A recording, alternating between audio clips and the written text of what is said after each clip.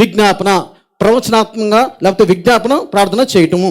ఈ విజ్ఞాపన దేనికి అంటే ఎక్కువ శాతం విజ్ఞాపన పోరాటము. అది గుర్తుపెట్టుకోండి, అపవాదితో పోరాటము. అపవాదికి నాకు సంబంధం లేదనుకోకు. నువ్వు ఏ రోజైతే దేవుడితో సంబంధం పెట్టుకున్నావో ఆ రోజు తెలియకుండా బై డిఫాల్ట్ నీకు అపవాదితో సంబంధం పెట్టుకున్నావు. నువ్వు తెలియకుండానే ఎప్పుడైతే దేవుడితో సంబంధం కలిగి పెట్టుకున్నావో అప్పుడు నీకు తెలియకుండానే యుద్ధ రంగంలో ఉన్నావు, యుద్ధ పోరాటంలో ఉన్నావు. అపవాదికి నువ్వేమయ్యో తెలుసా? శత్రువు అయ్యావు. అయ్యా అపవాదికి నాకు సంబంధమే లేదు, నాకు కనపడదు వినపడదు. అదే పెద్ద ప్రమాదం. నీకు అపవాది చాలాసార్లు కనిపించుంటుంది, వినిపించుంటుంది, నీకు అర్థం కాల. ఉదాహరణకి మీ ఇంట్లో వాళ్ళు కానీ మీ కుటుంబంలో కానీ అసలు నీకు తెలియకుండా, అసలు అప్పుడు దాకా బాగానే ఉంటారు, తెలియకుండా విచిత్రంగా ప్రవర్తిస్తారు, చిత్రవిత్తంగా మాట్లాడతారు. మీ ఇంట్లో వాళ్ళ గుణం అది కాదు, బుద్ధి అది కాదు. కానీ అకస్మాత్తుగా మొత్తం వేరుగా మాట్లాడతారు. అది తిట్లవచ్చు, మాట్లాడవచ్చు, కోపం అవచ్చు, ఇంకోటి అవచ్చు. ఇదేంటి ఈడు ఇలా మాట్లాడుతుంది, ఈయనేంటి ఇలా చేస్తున్నాడు, లేకపోతే ఇంకోటి అదొకటి. లేకపోతే రెండోది ఏంటంటే నువ్వే సాక్షాత్తు నువ్వు ఎప్పుడు చేయని చేస్తూ ఉంటావు, ఎప్పుడు చేయని మాట్లాడుతూ ఉంటావు, అంటూ ఉంటావు. నీ నోట్లోంచి రావు, టక్కన అనేస్తావు.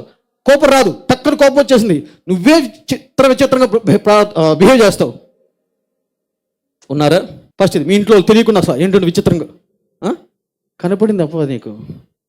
తర్వాత నువ్వు నీకు తెలియకుండా ప్రవర్తించావా? వినపడింది, కనపడేది, రెండు అయిపోయినాయి. నాకు ఈ 2 అనుభవాలు ఉన్నాయి, చెప్పేపోన్నాయి. వినండి, ఎప్పుడైతే మీ కుటుంబంలో సభ్యుడు అపవాది చోటు చేసుకొని మాట్లాడినప్పుడు నువ్వు అడుగుడి ఇవ్వని ప్రార్థన చేస్తే నీకు జవాబే రాదు. మనం ఏమనుకుంటామంటే తండ్రే చూసుకుంటాడు, దేవుడే చూసుకుంటాడు అని. కాదు. కొన్నిసార్లు అపవాది శక్తి, అపవాది తంత్రం, అపవాదికి గన చోటు ఇవ్వడం వల్ల మీ కుటుంబ సభ్యులు గనక అపవాదికి చోటు చేసుకోవడం వల్ల వేరేగా ప్రవర్తిస్తున్నారు, వేరే అలవాట్లకు వెళ్ళిపోతున్నారు, లేకపోతే వేరేగా మాట్లాడుతున్నారు. కోపం వచ్చేస్తుంది, చిరాకు వచ్చేస్తుంది, అసూయ వచ్చేస్తుంది, తెలియకుండా విచిత్రమైన బిహేవియర్ వస్తుంది అనుకుంటే అప్పుడు చేయవలసిన ప్రార్థన ఏంటంటే యేసు నామములో దేవుడికి లోబడి అపవాదిని ఎదురించడి. అప్పుడు అది వెళ్ళిపోతుంది.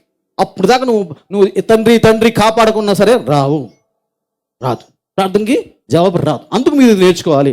ఉదాహరణకి పేతురు ఉన్నాడు. పేతురు యేసు ప్రభుతో అంటాడు నువ్వు చనిపోకూడదు అంటాడు. అప్పుడు యేసు ప్రభు అన్నమాట అపవాది వెనక్కబో అన్నాడు. అంతేగాని తండ్రి అడుగుడి ఇవ్వబడిని ప్రార్థన చేయలేనా, తట్టుడి తెరవబడిని ప్రార్థన చేయలే. ప్రార్థన మారిపోయింది అక్కడ అంతా. సో అందుకు మీరు మామూలుగా ఉన్న మీరు కూడా విజ్ఞాపన నేర్చుకోవాల్సిందే. కొన్ని రోగాలు ఉంటాయి. ఒకసారి కొత్తలో ఒక అబ్బాయికి జ్వరం వచ్చింది.